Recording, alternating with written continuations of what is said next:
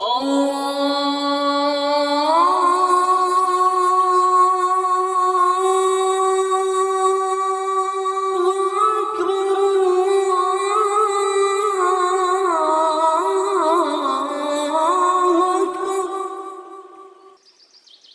ایمان والو، جب جمعے کے دن نماز کے لیے پکارا جائے تو اللہ کے ذکر کی طرف لپکو اور خرید و فروخت چھوڑ دو، یہ تمہارے لیے بہتر ہے اگر تم سمجھو۔ محترم سامعین و ناظرین کرام، آپ سن رہے ہیں خطبات حرمین سے انتخاب۔ خطبہ جمعہ، امام مسجد الحرام فضیلت الشیخ ڈاکٹر سعود بن ابراہیم الشورائم حفظہ اللہ تعالی۔ عنوان: خالص اللہ کے لیے احرام باندھنا۔ الحمدللہ، تعریف اللہ ہی کے لیے ہے جو اہل ایمان کا دوست اور بہت زیادہ قابل تعریف ہے، جو عرش مجید کا مالک ہے اور وہ جو چاہتا ہے کر گزرتا ہے۔ اگلے اور پچھلے سارے معاملات اسی کے ہاتھ میں ہے، اور وہی ہر شے کی ابتدا کرتا ہے اور وہی ہر چیز کو قائم و دائم رکھتا ہے۔ یقیناً وہ بہت معاف کرنے والا اور بڑی محبت کرنے والا ہے۔ میں گواہی دیتا ہوں کہ اللہ کے سوا کوئی الہ نہیں، وہ واحد ہے، اس کا کوئی شریک نہیں۔ میں یہ بھی گواہی دیتا ہوں کہ محمد صلی اللہ علیہ وسلم اللہ کے بندے اور رسول ہیں۔ آپ صلی اللہ علیہ وسلم عمدہ ترین نماز پڑھنے والے، تہجد گزار اور اس مقدس گھر کا حج کرنے والے ہیں۔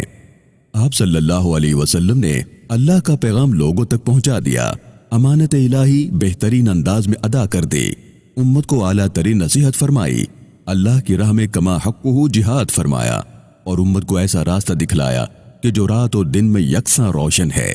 جو اس راستے سے ہٹ گیا تو یقیناً وہ ہلاک ہو گیا۔ اللہ کی رحمتیں اور سلامتیاں نازل ہوں آپ صلی اللہ علیہ وسلم پر، آپ صلی اللہ علیہ وسلم کے پاک باز اور نیک اتوار گھر والوں پر، امہات المومنین پر، صحابہ کرام پر، تابعین اعظام پر، اور قیامت تک راست بازی کے ساتھ ان کے نقش قدم پر چلنے والوں پر۔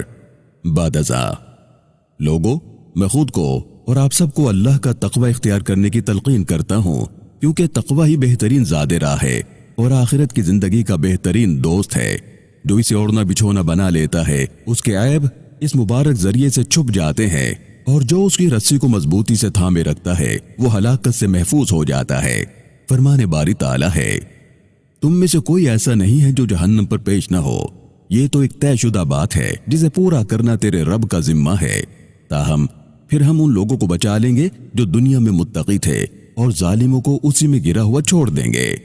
اے مسلمانوں، اے بیت اللہ کے حاجیوں، اللہ تعالیٰ نے اپنے بندوں کو یکے بعد دیگرے ایسے مبارک ایام سے نوازا ہے جن سے دل زندہ اور نفس پاکیزہ ہو جاتا ہے۔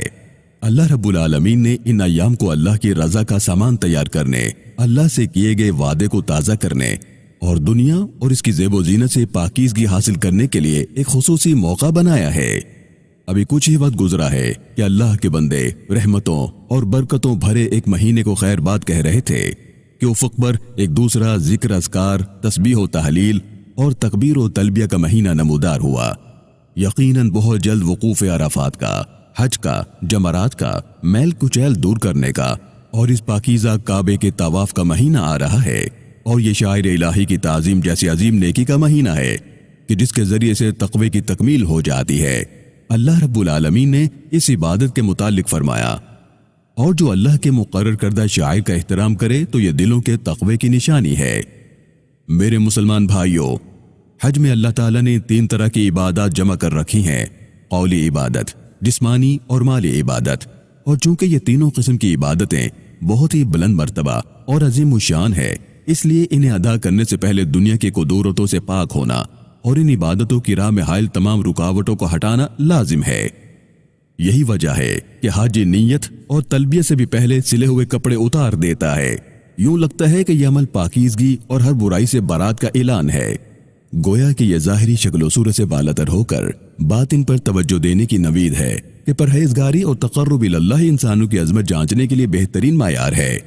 آپ صلی اللہ علیہ وسلم نے فرمایا، اللہ تعالیٰ آپ کا جسم اور شکل و صورت نہیں دیکھتا بلکہ آپ کا عمل اور حال دل دیکھتا ہے۔ اس حدیث کو امام مسلم نے روایت کیا ہے۔ سلے ہوئے کپڑے اتار دینے کا عمل مختلف رنگ و نسل کے تمام حاجیوں کو یک رنگ کر دیتا ہے۔ اس کے ذریعے سردار اور کم مرتبہ مزدور، مالدار اور فقیر اور ہر مرتبے کے لوگ بالکل یکساں اور برابر ہو جاتے ہیں۔ اگر سب لوگ اپنے اپنے عام لباسی میں ملبوس رہتے تو ان کی نظریں بھی کپڑوں اور ظاہری شکل و صورت ہی پر مرکوز رہتی۔ اس وجہ سے ان میں رشک اور حسد پیدا ہو جاتا اور اس کا نتیجہ بغض اور دل کی قدورتوں کی شکل میں ظاہر ہوتا، اور یوں دلوں میں نفرت پیدا ہو جاتی، اور یوں وہ بالآخر اپنے خالق و پروردگار سے دور ہو جاتے۔ سلے ہوئے کپڑوں سے علیحدگی دراصل شہوت پرستی، خود نمائی اور دنیا پرستی سے بیزاری کا پیغام ہے۔ یہ نفرتوں اور قدورتوں سے، عیب جوئی سے اور بے انصافی سے توبہ کا عزم ہے۔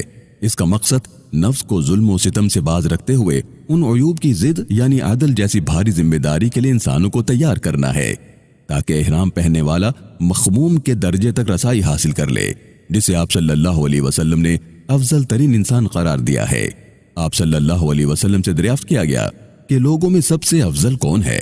آپ صلی اللہ علیہ وسلم نے فرمایا، مخموم دل والا اور سچی زبان والا۔ صحابہ کرام نے دریافت کیا، سچی زبان کی تو سمجھ آ گئی، لیکن یہ مخموم دل والا کون ہے؟ آپ صلی اللہ علیہ وسلم نے فرمایا، پرہیزگار اور پاکیزہ دل والا، جس میں نہ کوئی قدورت ہو اور نہ کوئی حسد۔ اس حدیث مبارکہ کو امام ابن ماجہ رحمہ اللہ نے روایت کیا ہے۔ اللہ کے بندو، سلے ہوئے ملبوسات سے علیحدگی ہر قسم کی ملاوٹ سے پاکیزگی کا نام ہے۔ سلے ہوئے کپڑوں سے الگ ہونے کا مطلب یہ ہے کہ کپڑوں کی جگہ احرام پہن لیا جائے، اور شرک سے پاک ہونے کا مطلب یہ ہے کہ غیر اللہ کی عبادت چھوڑ کر بس اللہ وحدہ لا شریک کی عبادت کی جائے، اور بدعت سے الگ ہونے کا مطلب یہ ہے کہ نبی اکرم صلی اللہ علیہ وسلم کے راستے کے علاوہ تمام راستوں سے برات اختیار کی جائے، اور اللہ کی عبادت صرف اور صرف طریقہ نبوی صلی اللہ علیہ وسلم کے مطابق کی جائے۔ سلے ہوئے کپڑوں سے علیحدگی میں واضح اشارہ ہے کہ ذبائی سے پہلے آلائش ہٹا دینا ضروری ہے، اس لیے کیونکہ دل کو سنوارنے سے پہلے اسے ہر خامی و برائی سے پاک کرنے کا مرحلہ آتا ہے۔ بالکل اسی طرح جس طرح جو خالص دودھ چاہے اسے جھاگ اتار دینا لازم ہوگا، فرمان باری تعالیٰ ہے۔ اور جو آخرت کا خواہش مند ہو اور اس کے لیے کما حقہ سعی کرے اور ہو وہ مومن، تو ایسے ہر شخص کی سعی مشکور ہوگی۔ اللہ آپ کی نگہبانی فرمائے۔ حاصل کلام یہ ہے کہ خالی ہونے کے لیے صرف دو لازمی حصے ہیں، تیسرا کوئی نہیں۔ پہلا محض اخلاص اور دوسرا صرف پیروی۔ محض اخلاص کا مطلب ہے کہ شرک کے ہر چھوٹے بڑے، چھپے یا کھلے شائبے تک سے خود کو پاک کر لیا جائے، کیونکہ شرک سے پاکیزہ لوگ ہی حقیقی اخلاص اپنا سکتے ہیں۔ حج میں موجود توحید کے نمایاں تمام پہلوؤں کا احاطہ تو یہاں ممکن نہیں، تاہم قرآن کریم کی یہ آیت مبارکہ اس معاملے میں بہت جامع ہے۔ ارشاد باری تعالیٰ ہے، فرمایا، حج اور عمرے کو اللہ کے لیے پورا کرو، یعنی صرف اور صرف اللہ کی خوشنودی کے لیے پورا کرو۔ حاجیوں میں ایسے لوگ بھی ہوتے ہیں جو دکھاوے کی نیت سے یا شہرت کی خاطر حج کرتے ہیں، کچھ ایسے بھی ہوتے ہیں جو دنیا سمیٹنا چاہتے ہیں، کچھ دوسری خواہشات کی تکمیل کی غرض سے حج کرتے ہیں، لیکن صرف اور صرف اخلاص کے ذریعے ہر طرح کے دیگر مقاصد کا راستہ بند ہو جاتا ہے۔ اللہ آپ کی نگہبانی فرمائے۔ صرف اور صرف اطاعت عظیم خصلت اور مضبوط قلعہ ہے۔ اصلی اخلاص کو اسی کے ذریعے سے قائم و دائم رکھا جا سکتا ہے، اور بھلا اس اخلاص کا کیا فائدہ جس میں نبی اکرم صلی اللہ علیہ وسلم کی پیروی اور اطاعت شامل نہ ہو۔ اخلاص موضوع ترین اوصاف سے جڑا رہنا چاہیے، یعنی آپ صلی اللہ علیہ وسلم کے طریقے کے ساتھ اخلاص ہونا چاہیے۔ دونوں چیزوں میں اخلاص ٹھیک سے اپنا لینے والوں کے حسن قول و فعل کے متعلق مت پوچھیے۔ محض اخلاص اپناتے ہوئے طریقہ نبی صلی اللہ علیہ وسلم پر عمل کرنے والے سے یہی امید ہو سکتی ہے کہ وہ بولے تو درست اور حکمت کے بول بولے، فیصلے کرے تو منصفانہ، کسی کا کوئی وصف بیان کرے تو عین حقیقت، فضول باتیں سنے تو دور ہٹ جائے، اور رائے قائم کرے تو خواہشات سے دور رہتے ہوئے منطقی اور منصفانہ طریقہ کار اپناتے ہوئے کرے۔ لوگ رضامندی کا اظہار کریں تو عیب ماننے سے انکار نہ کرے، لوگوں کی آنکھوں میں ناراضی جھلکے تو ظلم و زیادتی اور الزام تراشی پر نہ اترے۔ سلف صالحین نے فرمایا، ان لوگوں جیسا مت بنو جنہیں لوگوں کی رضامندی باطل کی طرف لے جاتی ہے اور لوگوں کا غصہ حق سے دور کر دیتا ہے۔ سنو، اللہ کی قسم اور پھر اللہ کی قسم اور ایک بار پھر اللہ کی قسم، اگر یہ دونوں طرح کی علیحدگی اپنا لی جائیں تو زمین میں فساد برپا ہو اور نہ فتنے بڑھیں اور نہ دلوں میں نفرتیں اور قدورتیں جگہ پائیں، تفرقہ بازی ختم ہو جائے اور خون محفوظ ہو جائیں، مال، جان اور آبرو پر نہ گھر میں حملے ہوں اور نہ گھروں سے باہر کے علاقوں میں ان پر ہاتھ اٹھانے کی کسی کو جرت ہو۔ تانے باز نظر آئیں نہ چغل خور ملیں کہ جو حصول مقاصد کے لیے ہر راہ اپنانے کے لیے تیار ہو جاتے ہیں، چاہے ظلم و زیادتی کا راستہ ہو یا لوگوں کے مال غصب کرنے کا، اور نہ نصیحت کے نام پر غیبت کر کے لوگوں کا گوشت کھانے والے نظر آئیں، اور حقیقت میں نصیحت نہیں بلکہ یہ تو عیب جوئی کرنے والے ہوتے ہیں۔ غیرت کے نام پر یہ گھناؤنا اور مذموم عمل کرنے والے، بلکہ یوں کہنا چاہیے کہ حسد کرنے والے، رہنمائی کے نام پر اس جرم میں ملوث ہونے والے، بلکہ فساد برپا کرنے والے بھی نظر نہ آئیں۔ علامہ ابن جوزی رحمہ اللہ نے فرمایا، ابلیس کے وسوسوں کی ایک شکل یہ بھی ہے کہ لوگ ایک دوسرے سے بدلہ لینے کے لیے عیب جوئی کرتے پھریں اور پھر اسے جرح و تعدیل کا نام دے دیں۔ جرح و تعدیل کو تو امت کے اسلاف نے شریعت اسلامی کی حفاظت کے لیے استعمال کیا تھا، اور اللہ تو نیتوں کے حال سے خوب واقف ہے۔ اللہ کے بندو، ان ساری مصیبتوں کی وجہ دلی بیماریاں اور نفسانی خواہشات ہیں، دنیا سے محبت اور موت کا ڈر ہے۔ اللہ رب العالمین کا فرمان ہے، تم لوگ دنیا کے فائدے چاہتے ہو، حالانکہ اللہ کے پیش نظر آخرت ہے، اور اللہ غالب اور حکیم ہے۔ کسی شاعر نے کیا خوب کہا، متقی اور پاک باز شخص تو مبارکباد کا مستحق ہے جس نے کبھی جھوٹ بولا ہو اور نہ زیادتی کی ہو اور نہ کبھی حد سے بڑا ہو۔ یہی مخموم دل والا ہے جس نے پروردگار عالم کے لیے حقیقی اور اصلی اخلاص اپنایا ہے۔ اللہ تعالیٰ میرے لیے اور آپ کے لیے قرآن کریم اور سنت نبوی صلی اللہ علیہ وسلم کو باعث برکت بنائے، آیات اور ذکر حکیم سے استفادہ کرنے کی توفیق عطا فرمائے۔ میں نے جو کہا وہ آپ نے سن لیا، اگر درست کہا تو اللہ نے کہلوایا، اگر غلط کہہ گیا تو اپنے نفس اور شیطان کی وجہ سے کہا۔ میں اللہ سے اپنے لیے، آپ کے لیے اور تمام مسلمین و مسلمات کے لیے ہر غلطی اور کوتاہی کی معافی مانگتا ہوں۔ آپ بھی اسی سے معافی مانگو، بالیقین میرا رب معاف فرمانے والا ہے۔ دوسرا خطبہ۔ الحمدللہ، اللہ کے بے پایاں احسانات پر سب تعریفیں اسی کے لیے ہیں، اس کی عنایت اور توفیق پر اس کا شکر ادا کرتا ہوں۔ اما بعد، بلا شبہ بہترین بات کتاب اللہ کی بات ہے، اور بہترین رہنمائی محمد مصطفیٰ صلی اللہ علیہ وسلم کی رہنمائی ہے۔ یہ بدترین معاملات نئے ایجاد شدہ کام ہے، اور دین میں ہر ایجاد بدعت ہے۔ یقیناً وہ عظیم ترین حقوق جن کی حفاظت کے لیے کوشش کرنا واجب ہے، ان میں سے مسلمانوں کے خون کی حفاظت کرنا ہے، کیونکہ مسلمانوں کے خون اسی طرح محترم اور مقدس ہیں جس طرح یہ دن مکہ مکرمہ کے شہر ذوالحجہ کے مہینے میں حرمت والا ہے۔ صادق و مصدوق رسول اللہ صلی اللہ علیہ وسلم کا ارشاد گرامی ہے، جو مسلمان یہ گواہی دے کہ اللہ کے سوا کوئی معبود برحق نہیں اور میں اللہ کا رسول ہوں، اس کا خون بہانا صرف 3 صورتوں میں جائز ہے۔ یہی کہ کوئی شادی شدہ شخص زنا کرے قتل کے بدلے میں، اور دین اسلام سے مرتد ہو کر مسلمانوں کی جماعت کو چھوڑنے والے کو۔ اس روایت کو امام بخاری اور امام مسلم نے روایت کیا ہے۔